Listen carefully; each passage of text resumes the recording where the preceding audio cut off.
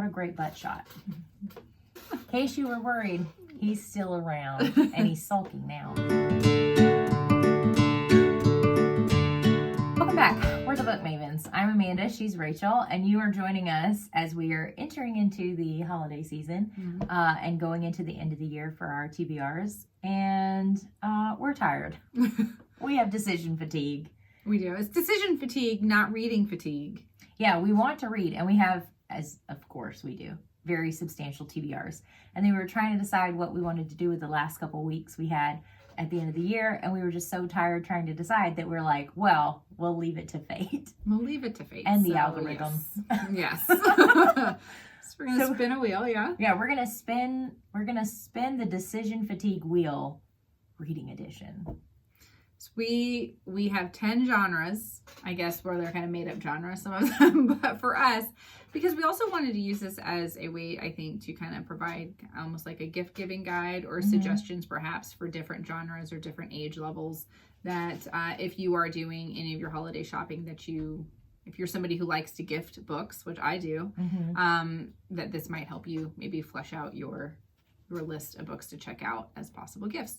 So we wanted to make sure that we included a wide range of topics and genres and age levels and all that fun stuff to be as very well-rounded as possible.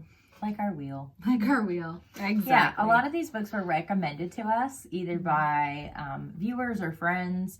And for the large part, they are all books that neither of us has read before. There's a few exceptions to that.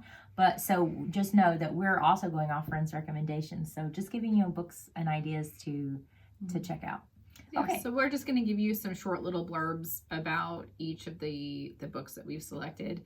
Nothing spoilery because we don't know. Yeah, these are our recommendations. Either I've read it or she hasn't, or neither one of us have read them. So we'll walk you through the genres. We have elementary, middle grade, fantasy, science fiction, classics, historical fiction, nonfiction, mystery, fairy tale retellings, and then just an individual choice book. Miscellaneous choice, yes. And we'll list all of these in the description below the video as well. So if you were curious or you forgot one or you just want to see all 20 books listed out for you, they'll be there. Yeah, we'll link them in the description. Okay, so let's start with elementary. All right. So for my elementary pick, I chose the Mrs. Pigglewiggle series. There are, what do I have here? 5. This is the full set, and there are multiple ones, but I love Mrs. Pigglewiggle. These books have been around since the 40s. They were published in the 40s.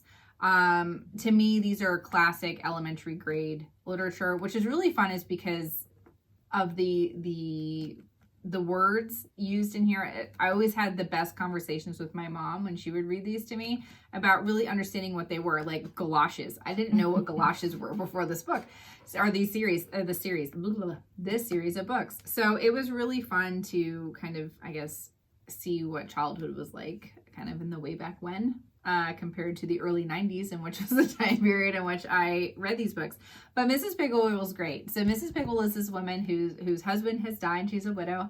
And she just welcomes all the neighborhood kids to her home. There's buried pirate treasure in her backyard, and children are just generally welcome in her home. And she has a deep understanding for children, which is lovely. And so, as we know, children sometimes go through phases and stages of kind of unpleasantness and bad behavior, and so the parents in this town have learned that they can come to Mrs. Pigglewiggle for all kinds of cures and tonics to deal with their children's bad behavior, like little Nanny McPhee going on, but very very cute. So all of them, each chapter is a different child story. So it's, you know, the kid who won't pick up their toys, the kids who lie, the kids who don't want to eat their dinner. So she has cures set out for all of these things, and they're very, very cute and very, very fun, and different settings for some of them. And one of them you have where she's at a farm, so there's farm animals involved with kids coming out and learning to work on a farm.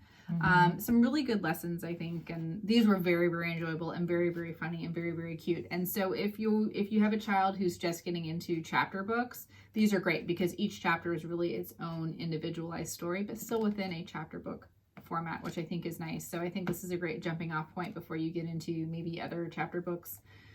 Those classic ones like that are more complex in terms of storylines, like Boxcar Children and things like that. So I think this is great, or Nancy Drew or any of those.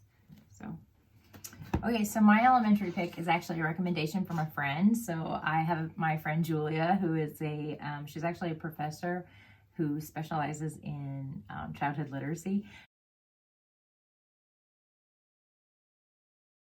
It is won a lot of awards. If you use the link in the bio, you'll see, I think it was a Newbery Award winner.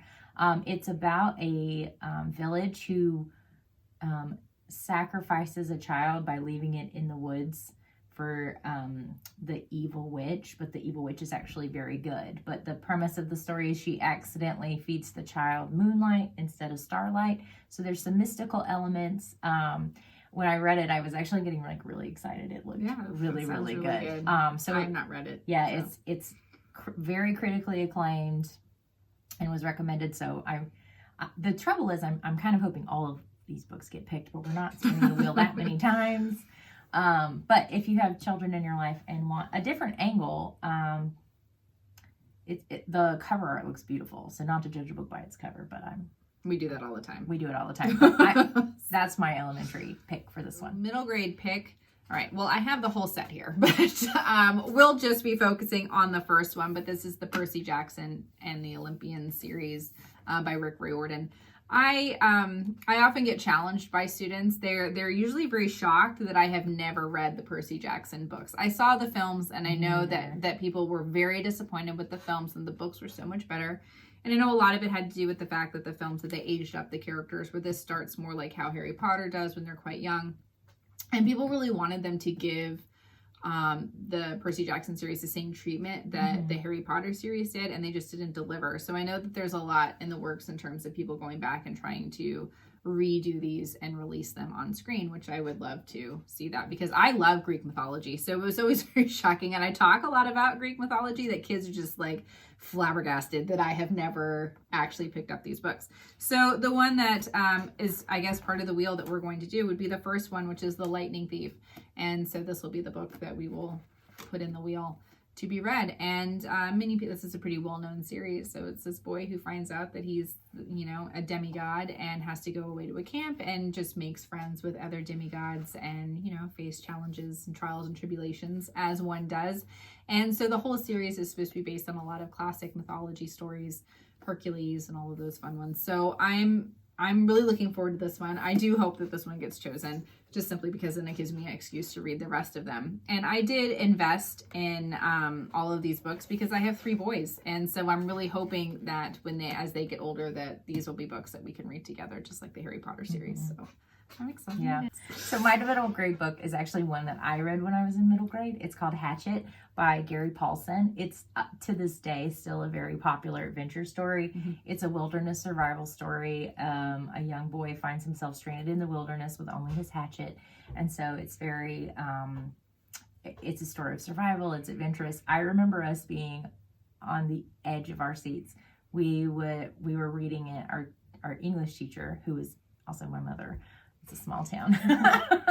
She was my 5th grade English teacher. She was reading it out loud to us, and I remember us just being like absolutely enthralled. And no, it's been years since I've read it, so I'm hoping to like kind of recapture some of that magic. But I remember even then just being just like it was like the beginning of that on the edge of your seat, wanting to know what comes next kind of story. So that's my pick. Yeah, that's one I've only ever did sections of, because when I did my internship to become a teacher, I did it in middle school, and that was the book that was chosen for the year. So when I was there, I got little snatches where they were listening to some of it. So I'm looking forward to being able to have a chance to kind of read the whole book all the way through. So yeah, I would love for that to be chosen. Our next genre is fantasy. And the book I chose is one that I'm not familiar with. It is highlighted a lot on other book readers lists, and it does sound something totally up my alley as well. And that is A Winter's Promise by Christelle DeBose. I believe that this was not originally written in English, so that's a translation, which I like. I would love to get some more that aren't just American or English writers. But this one, I just want to read one of the little blurbs back here.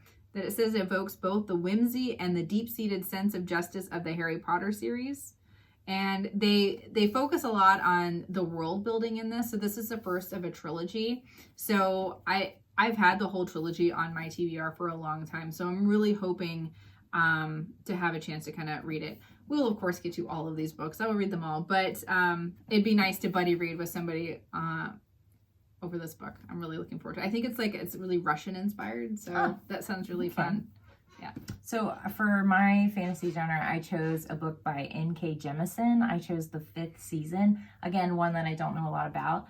I've recently started watching her masterclass, and I am thoroughly enjoying. I'm still pretty early in it, but she's talking about the process by which she approaches world building, and so I was very excited to choose one of her books. So I chose one that was, the beginning book of not just necessarily in her career, but kind of an early book of her writing and in the series. So I just kind of picked that one.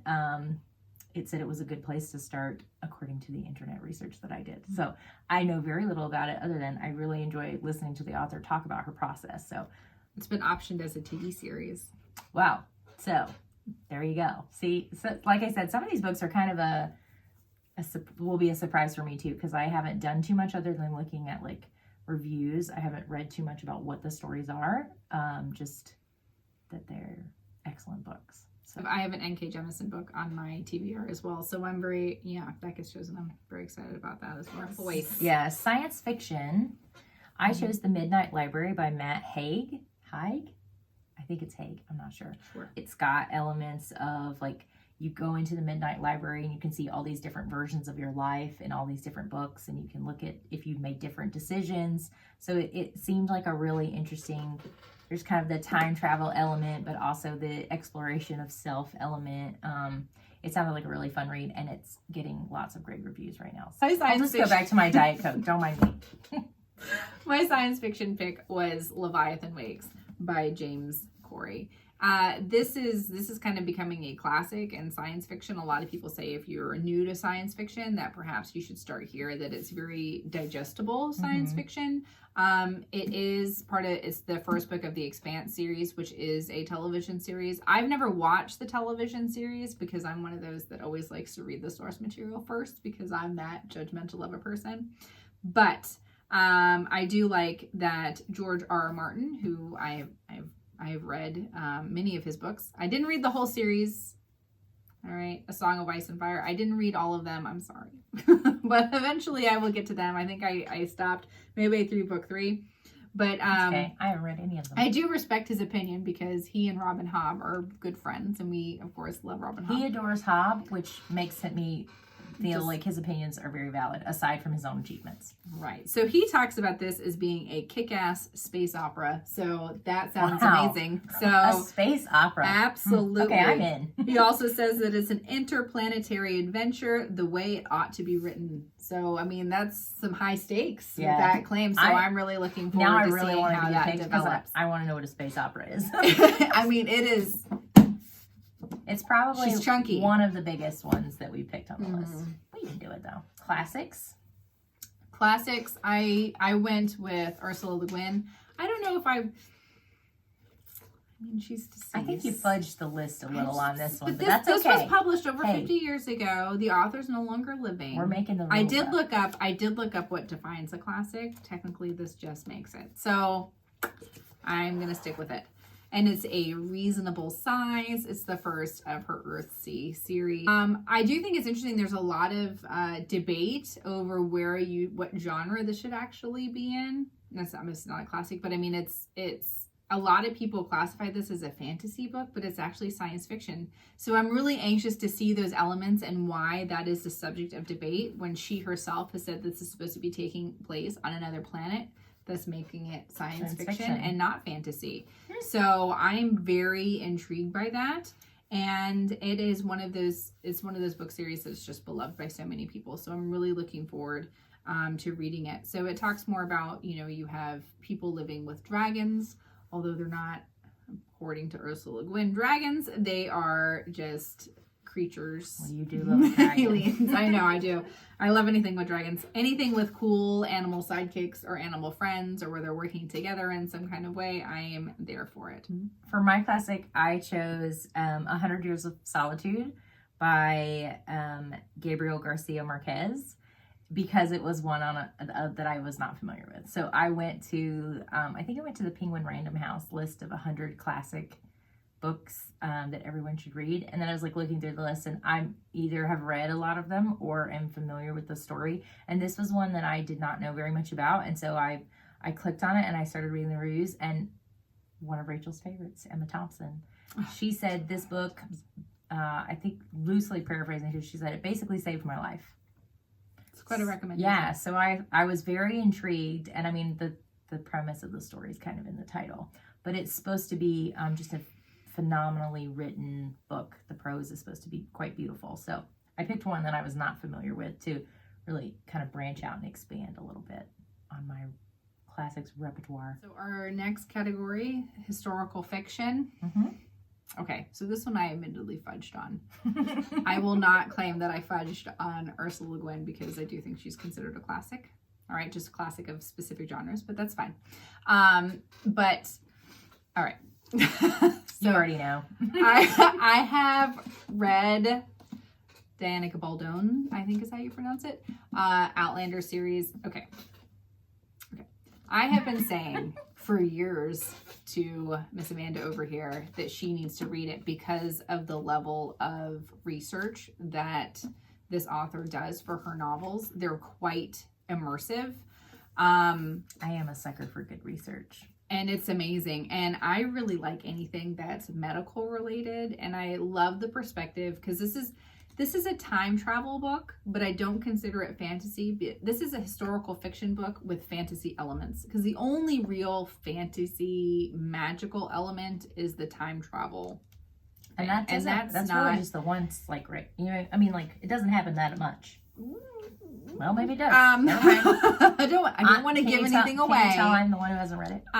Yeah, she has not read it, and she has been very reluctant to pick it up because, of course, this has a lot of really adult and like violent themes in it. This is a trigger warning. There is rape depicted in here.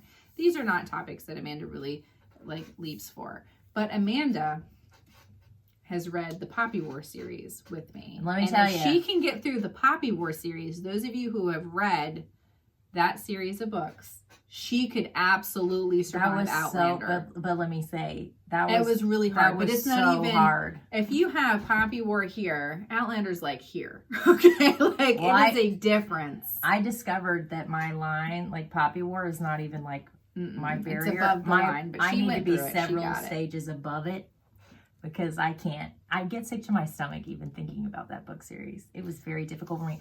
It's an amazing series, and it is written. I mean, it is. Yeah, I can't even talk about it. It's so amazing. Like, that's the only thing that was pushing me through, is like I just needed to know. But like, for me, I have a very difficult time with topics that are like, well, incredibly violent. Yeah, I just have a very difficult time with like processing past that. I'm not a person who just kind of reads it and moves on. It takes me a really long time to process past those things. So that book took me a really long time to get over. Actually, sometimes I still get sick to my stomach when I think about it. So we're going to move on. But I told her, those of you who are familiar with this book, you know that there is something in particular that happens in this book. So I am just going to red flag those pages and just kind of... She's going to mark them with Post-its. I'm going to mark it, and I'm just going to skip them. And that is fine. She will know exactly what happened and what the after effects were. She doesn't have to actually read it in that level of detail to be able to fully engage in this book. But this is one that I have encouraged her to read multiple times. I read Outlander when I was in high school. The series has been around a long time. We have a very different high school reading list. Listen, I TA'd with the ladies in the office, okay? So this was what all of the women were reading, and so I've always been a reader, so I definitely jumped on it. And I did put it down. I didn't revisit Outlander. I read this one, and then the second one, Dragonfly and Amber, I kind of DNF'd. when I was in high school because the tone changed, and it does go back to a lot of the original themes, but I just couldn't. It lost my interest, and so I didn't revisit it until college. And then, of course, I devoured all of them that are out. And those of you who do read Outlander, who have stuck with the series, you know, of course, that the newest one, Go Tell the Bees That I'm Gone, or something like that. I forget. She has long titles there towards the end. That releases the end of November. So I'm very excited to get my hands on the next one. But I really want Amanda to start engaging in this journey. And it is a commitment. These are very heavy books, but she is somebody who really enjoys seeing the daily life of characters. I do think that you enjoy that, and that is something that's very heavily highlighted in these books. And the medical perspective of our main character is a World War II nurse, and her knowledge of modern medical practice, and then going back 200 years is just fascinating, and I think that you'll really enjoy it. So this is a big one that I'm kind of like, I really want to read books that I haven't read before, but I'm willing absolutely to go back and do these with Amanda, just because I think she's really going to enjoy them. She's terrified. I am a little bit scared. There's only a 1 in 20 chance, but I'm but I'm kind of hoping that it gets chosen, just because I really hope that she likes them. Okay, my historical fiction is Sold on a Monday by Christina McMorris. You can see from my sticker, this is one that caught my eye at the Target, and I picked it up. So it's based around an actual photograph from the Great Depression, which kind of shocked the world when it was published. And so it's kind of an exploration of the fictional telling of the reporter who took the picture and how it relates to their own family trauma. So it deals with a time period that I'm very historically interested in, the early 20th century Great Depression. Amanda really likes the last 120 years of U.S. history. I really do. I mean, just the economic history alone of the 20th century is just enough to get me all jazzed up. But I picked this one for my historical fiction. And it's one of the few that I actually have physical copies of, and I'm not doing the inserts for, because I impulse bought it at Target. Mystery. Yeah, we're jumping ahead. All right, nonfiction. Oh, I did. Sorry, nonfiction. It's fine. Nonfiction. I chose The Night Witches. I am absolutely fascinated by the topic of Russian women flying crop duster planes and literally just bloop, dropping the bombs out of their planes on the Germans. Like, the whole, just attitude. I love I feel like there's so many places. Women. Yeah, I was gonna say there's so many places you could have just inserted a period. Rachel likes learning about Russian women. Rachel likes learning about women flying crop dusting planes. Period. I mean, I feel like there's so many elements in there. There's just following your name. And I am not, unlike this one over here, that enthralled with the past. I mean, there's some aspects that I really like about kind of more modern American history and things like that, but she really likes World War II. And see, I'm somebody who is really drawn back from World War II, just because I find it to be somewhat of an overly saturated area. It's just because it was such a defining event. I know. But and she's somebody who really likes those untold stories of women in terms of impact in history, and I just thought this would be so up our alley together, because I love me some women who did something, who weren't going to just sit around and wring their hands. And the fact is that they were so effective at storming the Germans. I mean, they got special awards for taking down their planes. That's how good they were. And so I am just here to read these personal accounts of these women who lived this lifestyle and went and did this and were so successful at it. I'm very excited. I'm very excited about that one. Night Witches. I chose a book for my nonfiction that Rachel is probably not going to be excited about. Oh, I chose Jacob Goldstein's new book, Money, The True Story of a Made-Up Thing. And it's a history of the evolution of money, which the history of money is essentially the history of civilization. Hands down, the end. And as an economist, just mic dropping there. I was gonna say, monetary policy is I find it just utterly fascinating. And so The History of Money is his new book, and he is one of the reporters responsible for the very popular series on NPR, Planet Money, and he's also involved in their offshoot series, The Indicator. So it's going to be very entertaining. Like, he knows how to talk to people at a level that's not, it's very approachable and accessible and not super heavy and academic, which sometimes economists can be a little hard to understand because they have a very specific vocabulary.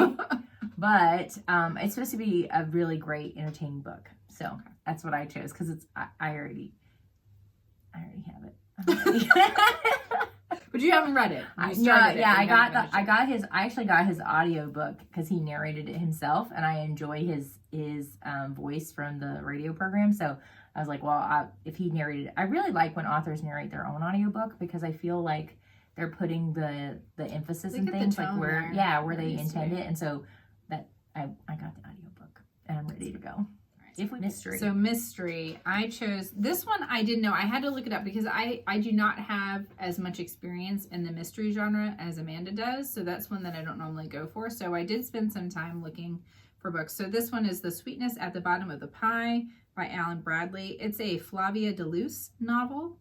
And it's supposed to be really cute. Like it's with this little girl, Flavia de Luce, who is an aspiring chemist. She's 11, and she's going to solve a murder, I believe.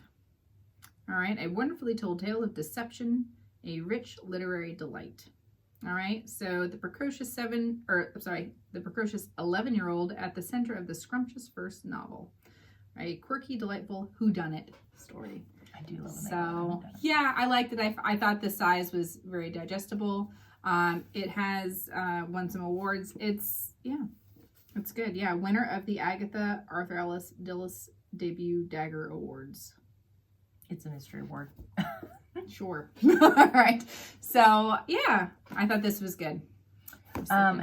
This is actually one of the books. Actually, I think it's other than Hatchet. So this is the only other book on the list that I have read. And Then There Were None by Agatha Christie. Okay. It's a standalone from her other series, meaning it doesn't involve one of her long-standing detectives like Mrs. Marple or Poirot. It is a standalone book, and it is, I think, her magnum opus. Like, I think it is one of the most brilliant pieces of mystery fiction that I've ever read. Like, legitimately. I've read no Agatha Christie. It's amazing.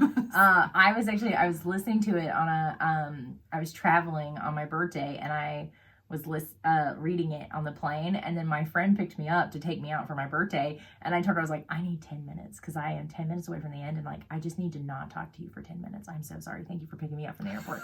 And like, being the wonderful friend that she is, she was just like, totally fine, go ahead.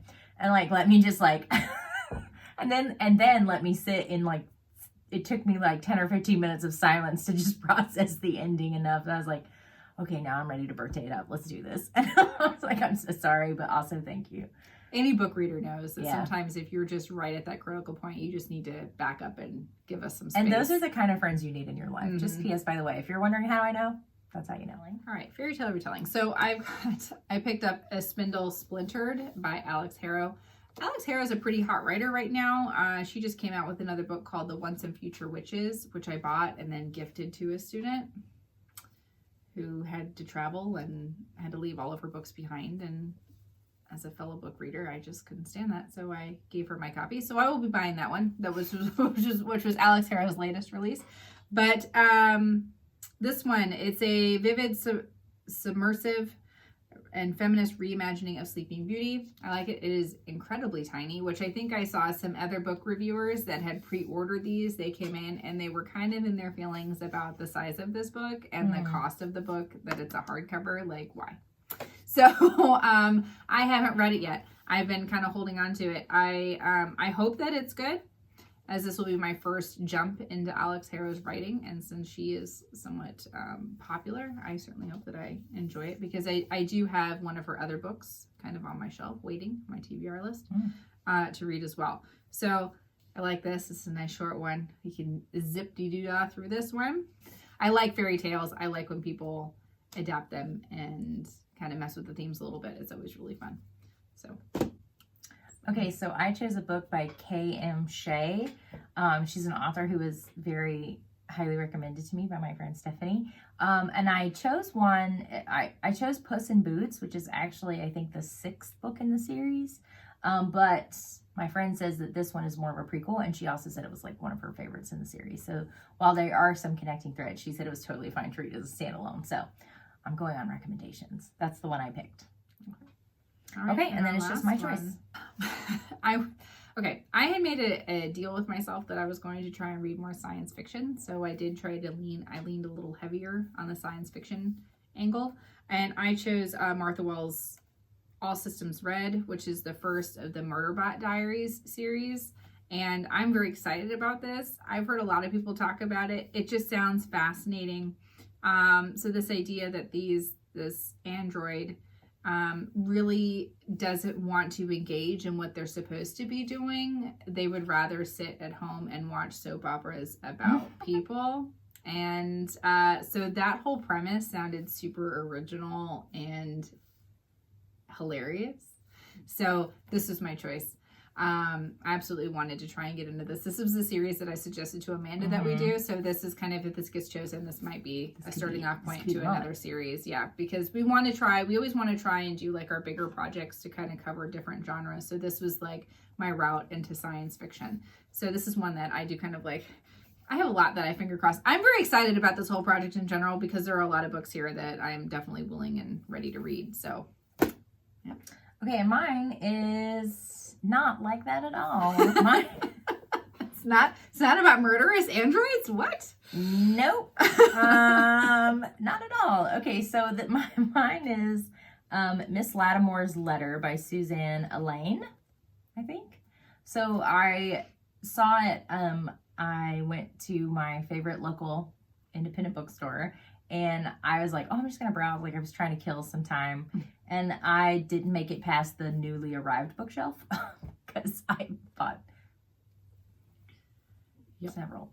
But anyway, this is one that caught my eye, and I was reading the back, and it's the woman who never made a match of her own is making matches for everyone else in this hilarious Regency area comedy of manners. So I was just intrigued, but basically, like, sounds very cute. It does sound very cute, and it honestly, it just looked like a fun, easy read, and so this is my choice for the free pick. All right, so that's all 20 bucks. All right, let's spin the wheel. So we're actually going to spin the wheel 3 times and choose 3 books to read in the upcoming holiday season. So this is the moment where we have to move the cat. Ooh, sorry, buddy. Sorry, buddy. Okay. First book. What are you doing? It's such a weird spin. All right, the fifth season. The fifth season. The fifth season. N.K. Jemisin. All right. Okay, so we'll write that down as our first book. All right, second book. Okay. It really, like, takes its sweet time. It really does. A spindle splintered. A spindle splintered. I really thought, nice for like half a second, I thought it had paused on, and then there were none, and I got really excited. I'm very excited about this one, too. Okay, good. Number 3.